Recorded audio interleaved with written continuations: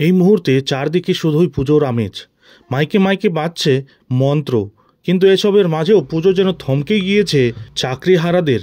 দেশের সর্বোচ্চ আদালত সুপ্রিম কোর্টের চরম নির্দেশের ফলে 2016 সালের এসএসসির 26,000 শিক্ষকের চাকরি গিয়েছিল। স্থায়ী চাকরি না থাকায় ভবিষ্যৎ একেবারে অনিশ্চিত সকলের। তবে শীর্ষ আদালতের নির্দেশ মেনে যোগ্য চাকরিহারা শিক্ষকরা 31 ডিসেম্বর পর্যন্ত স্কুলে যেতে পারবেন, বেতনও পেয়ে যাবেন।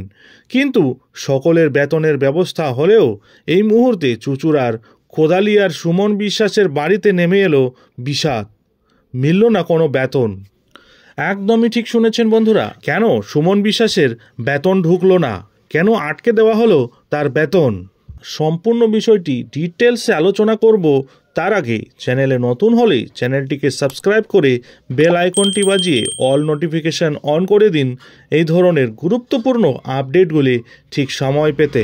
দেশের সর্বোচ্চ আদালত সুপ্রিম কোর্টের নির্দেশে চাকরিহারা যোগ্য শিক্ষকদের মধ্যে অন্যতম হলেন চুঁচুড়ার কোদালিয়ার শিক্ষক সুমন বিশ্বাস। তাই সেই ক্ষেত্রে তিনিও শীর্ষ আদালতের নির্দেশ মতো আগামী 31 ডিসেম্বর পর্যন্ত স্কুলে যেতে পারবেন এবং বেতনও পাবেন। কিন্তু পুজোর মাসে সব বেতন কেটে নেওয়া হয় তার, অর্থাৎ সেপ্টেম্বরে কোনো বেতনই ঢোকেনি তার অ্যাকাউন্টে, সব বেতন কেটে নেওয়া হয়েছে।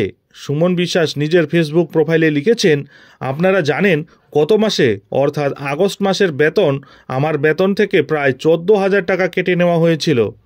গোটা বাঙালি যখন দুর্গাপুজোর আনন্দে মাতোয়ারা এসএসসি 2016 সালের প্যানেলের একমাত্র যোগ্য চাকরিহারা শিক্ষক হিসেবে দুর্গাপূজার মুহূর্তে এই মাসের সম্পূর্ণ বেতন মুখ্যমন্ত্রী কেড়ে নিয়েছেন।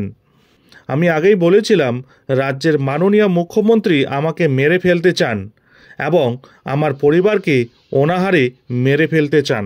2016 সালের চাকরিহারা শিক্ষক সুমন বিশ্বাস জানান, চলতি মাসে 1 টাকাও ঢোকেনি তার অ্যাকাউন্টে, পুরো বেতন কেটে নিয়েছে রাজ্য সরকার, যেখানে গত মাসে তার বেতন থেকে 14,000 টাকা কেটে নেওয়া হয়।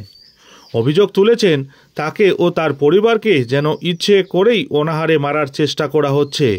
সুমনবাবুর স্পষ্ট অভিযোগ, আমাদের যোগ্য চাকরি চুরি করে কেড়ে না নিলে আন্দোলনের প্রয়োজনই থাকতো না। কিছুদিন আগে সুপ্রিম কোর্টের নির্দেশ মেনে রাজ্য সরকার যে নিয়োগ প্রক্রিয়া শুরু করেছে তার লিখিত পরীক্ষাতেও তিনি বসেছিলেন।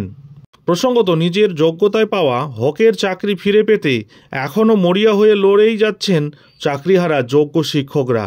প্রতিটা পদে পদে তাদের মধ্যে চাকরি নিয়ে একটা ভয় কাজ করছে। তবে এই ভয়ের মাঝেও যে তাদের আন্দোলনের মনোবল ভাঙছে না তা রীতিমতো স্পষ্ট করলেন এবার চাকরিহারা যোগ্য শিক্ষক সুমন বিশ্বাস। অর্থাৎ শত বাধা থাকলেও তিনি যে এই আন্দোলন থেকে সরে দাঁড়াবেন না সে কথা তিনি স্পষ্ট করে দিয়েছেন। এখন দেখার বিষয় হলো 2016 সালের 26,000 চাকরিহারা শিক্ষকদের মধ্যে অন্যতম সুমন বিশ্বাস আদৌ কি পরবর্তীতে তার না পাওয়া বেতনগুলো পাবেন? তাদের এই মারাত্মক লড়াইয়ের পর আদৌ কি তাদের চাকরি তারা ফিরে পাবেন? নজর থাকবে সেদিকে। যাই হোক, এখন এখানেই শেষ করছি। এই ধরনের পরবর্তী লেটেস্ট আপডেটগুলি ঠিক সময় মতো পেতে হলে অবশ্যই চ্যানেলে চোখ রাখুন।